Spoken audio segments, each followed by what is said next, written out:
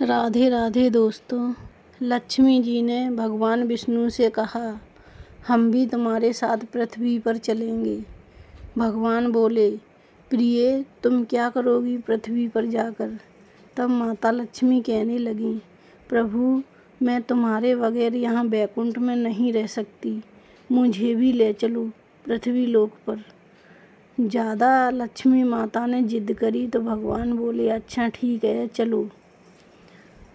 भगवान विष्णु और माता लक्ष्मी दोनों जने पृथ्वी लोक पर आए।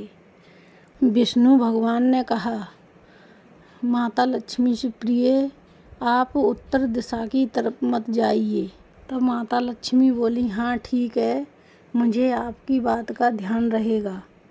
विष्णु भगवान यह कहकर पूर्व की दिशा की तरफ चले गए। माता लक्ष्मी सुबह सुबह का टाइम था, एकदम ठंडा मौसम था और भौरे गुनगुना रहे थे, तितलियां उड़ रही थीं। यह देखकर मनमोहक सुबह का दृश्य माता सब कुछ भूल गईं और उन्होंने एक खेत देखा। एक सरसों का खेत था। वहां जाकर माता ने सरसों के खेत से कुछ फूल तोड़ लिए। उत्तर दिशा में सरसों का खेत था और फूल तोड़कर उन्होंने अपना श्रृंगार किया और श्रृंगार करने के बाद उनका दृश्य एक गन्ने के खेत पर गया। तो वहां जाकर उन्होंने उस खेत से गन्ने तोड़ लिए और गन्ना तोड़कर माता लक्ष्मी गन्ने को चूसने लगीं। तभी वहां से विष्णु भगवान आते हुए दिखाई दिए। तभी वहां भगवान विष्णु आए और उन्होंने कहा, देवी तुमने हमारी बात का ध्यान नहीं दिया, तुमने चोरी की है, तुमने खेत में से गन्ना तोड़ा है और फूल भी तोड़े हैं, तो तुम्हें चोरी का इल्ज़ाम लगा है। तभी माता लक्ष्मी कहने लगीं। तब भगवान विष्णु ने कहा, नहीं नहीं, आपने चोरी की है तो चोरी की है। अब आपको जिस खेत से आपने गन्ना चुराया है और उस मालिक के यहाँ आपको 12 साल नौकर बन के रहना पड़ेगा। तब माता लक्ष्मी ने विष्णु भगवान की बात मान ली। अब यह कहकर विष्णु भगवान अंतर्ध्यान हो गए। अब माता लक्ष्मी ने एक गरीब ब्राह्मणी का रूप धारण किया और उस मालिक के घर में पहुंची जहां से उन्होंने खेत से गन्ना चुराया था। उस मालिक का एक ही खेत था जिसमें उसने गन्ना बोए थे और वह एक छोटे से घर में रहता था, टूटा फूटा घर था, अपने परिवार के साथ। माता लक्ष्मी वहाँ पहुँची तो उन्होंने कहा, अरे भाई मेरा नाम लक्ष्मी है, मुझे कुछ काम मिलेगा। माता लक्ष्मी ने कहा, अरे भाई हमें नौकर रख लो, नौकर रख लो। तभी वह माधव दास कहने लगा, मैं तो क्या नौकर रख लूँ, मैं खुद ही दूसरों के घर में जाकर नौकरी करता हूँ और मैं अपने 4 बच्चों का पेट पालता हूँ, बड़ी मुश्किल से गुजारा हो पाता है। तब माता लक्ष्मी ज़्यादा कहने लगी, अरे भाई मुझे रख लो, मैं कई दिनों की भूखी हूँ, मुझे नौकर रख लो। तब उन्होंने कहा, उस आदमी ने कहा कि मेरे 4 बेटियाँ हैं, अगर मेरे 5 बेटियाँ होती तब भी मैं उनका पालन पोषण कर लेता। अगर तुम मेरे घर में रहना चाहती हो तो रह जाओ। तभी माता लक्ष्मी वहाँ रह गईं और उसकी पत्नी भी बहुत दयालु थी। उसने माता लक्ष्मी को अपनी बेटी बनाकर रख लिया। अब जो कुछ बनता उनके घर में सो मिल बांट कर खा लेते। ऐसे करके लक्ष्मी माता रहने लगी। लक्ष्मी माता उनका यह दया भरा भाव देखकर बड़ी प्रभावित हुई और प्रसन्न हुई। तभी माता लक्ष्मी बहुत प्रभावित हुई और जब से माता लक्ष्मी उनके घर में गईं तभी से उनके घर में खूब बरकत होने लगी और उन्होंने एक गाय भी ले ली। गाय खूब दूध देती थी और वह दूध घर में सभी लोग खाते थे। बचा हुआ दूध माधव बेचकर भी आता था। उस दूध से उनके पास पैसा हो गया तो उन्होंने एक पक्का घर भी बनवा लिया था और माधव ने एक खेत भी खरीद लिया था जिस खेत में वह सब्जियां वगैरह बोया करता था। और माधव के एक सरसों का खेत था, उस खेत के फूल एक व्यापारी ने आकर खरीद लिए थे अच्छे दामों में।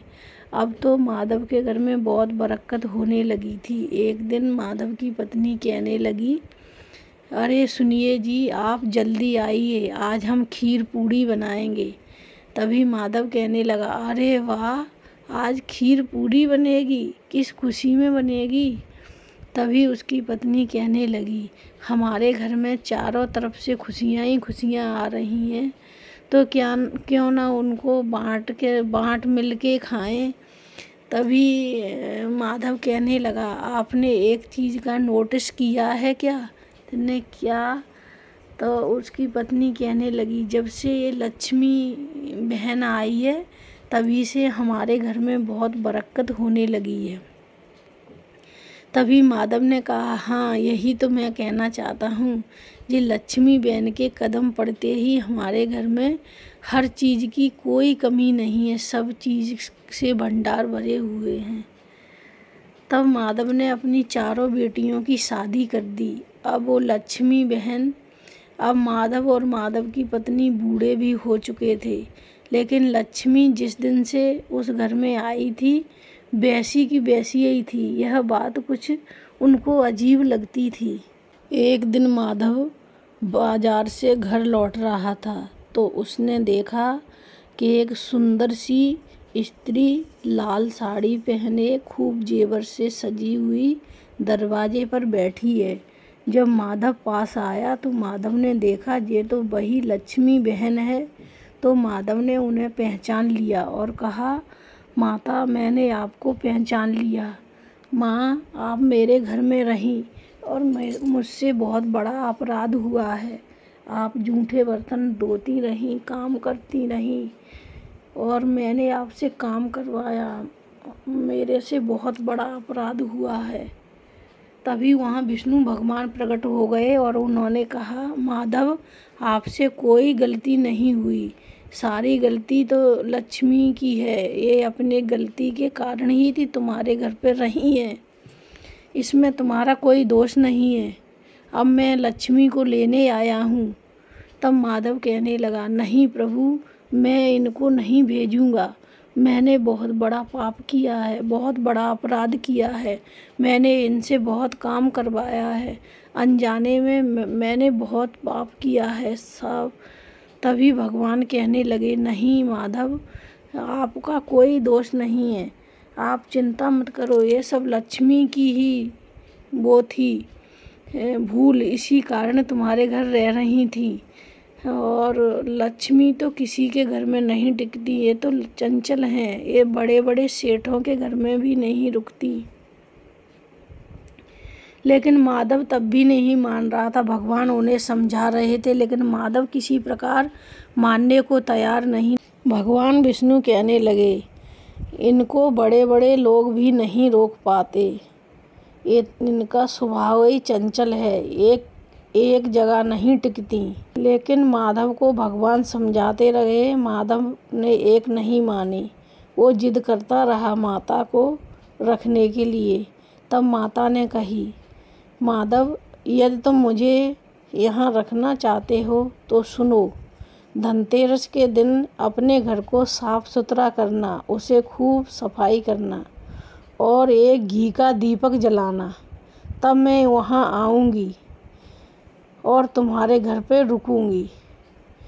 तब माधव ने कहा, जो आज्ञा माता, जो आप कहेंगी वो मैं सब करने को तैयार हूँ। अब भगवान विष्णु लक्ष्मी माता को लेकर चले गए वैकुंठ लोक में। इधर माधव ने धनतेरस के दिन खूब साफ सफाई करी और शुद्ध घी का दीपक जलाया और जलाकर रख दिया। माता लक्ष्मी की खूब पूजा करी।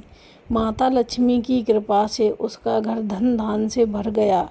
उसके घर में किसी भी चीज़ की कोई कमी नहीं रही। तो दोस्तों, उसी दिन से धनतेरस मनाई जाती है। इसीलिए सबसे पहले इस धनतेरस को माधव ने ही मनाया था। तो दोस्तों, आपको यह कहानी कैसी लगी कमेंट में लिखकर ज़रूर भेजना। धन्यवाद।